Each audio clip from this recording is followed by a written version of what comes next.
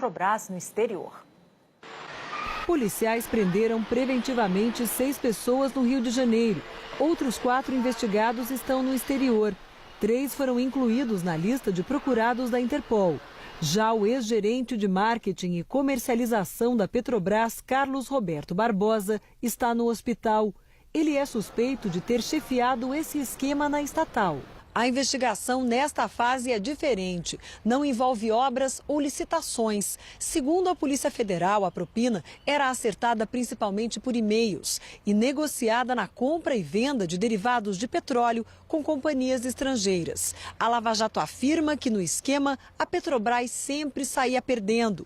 Algumas vezes vendia mais barato do que deveria e em outras comprava mais caro.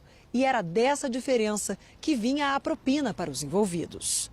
Entre as empresas investigadas estão gigantes do setor no exterior: Vitol, Trafigura e Glencore.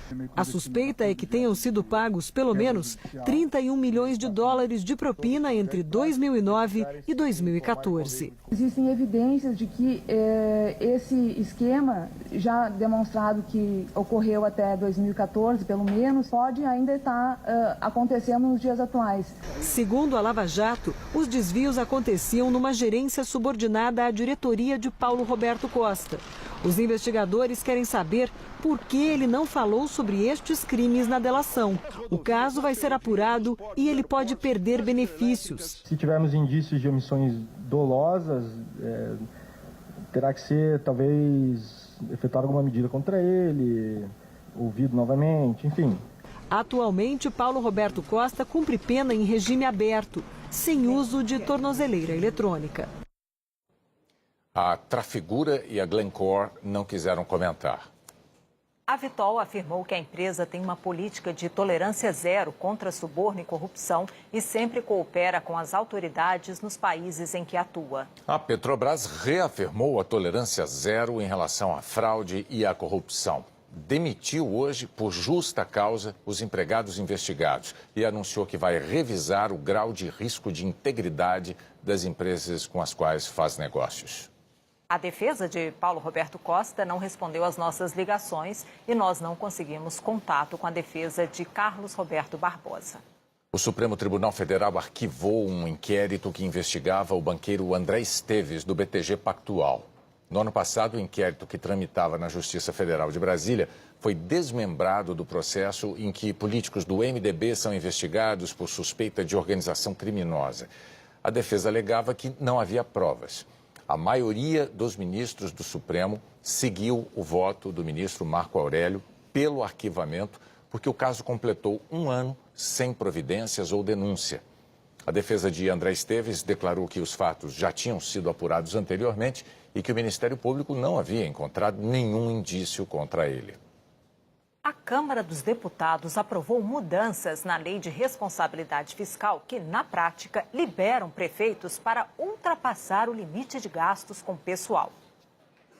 Deputados justificaram o apoio à mudança na Lei de Responsabilidade Fiscal por causa da crise econômica. Ela tem repercussões financeiras graves, que o PIB brasileiro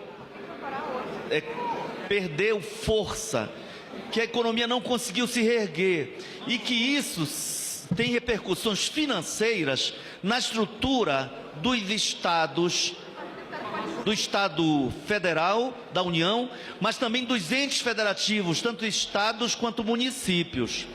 Há municípios que têm perdas grandes. Mas houve críticas à brecha.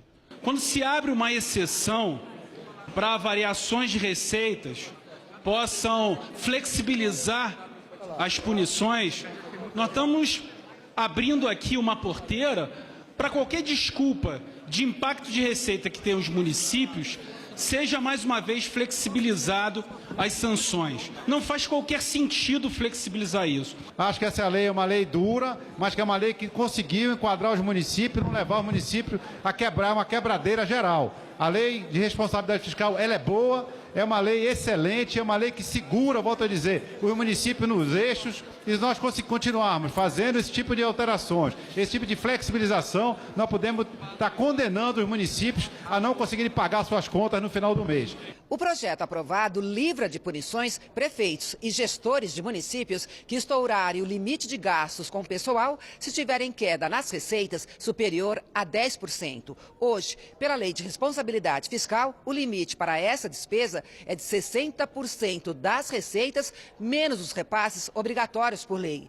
Até agora, a prefeitura que não cumpre esse limite tem que se adequar ao teto nos 8 meses seguintes ou pode sofrer sanções, como, por exemplo, não receber repasses da União. O PSL, partido do presidente eleito Jair Bolsonaro, e o PSDB votaram contra a mudança na Lei de Responsabilidade Fiscal para os municípios. O MDB, do presidente Michel Temer, e o PRB liberaram as bancadas. Os outros 16 partidos votaram a favor da flexibilização.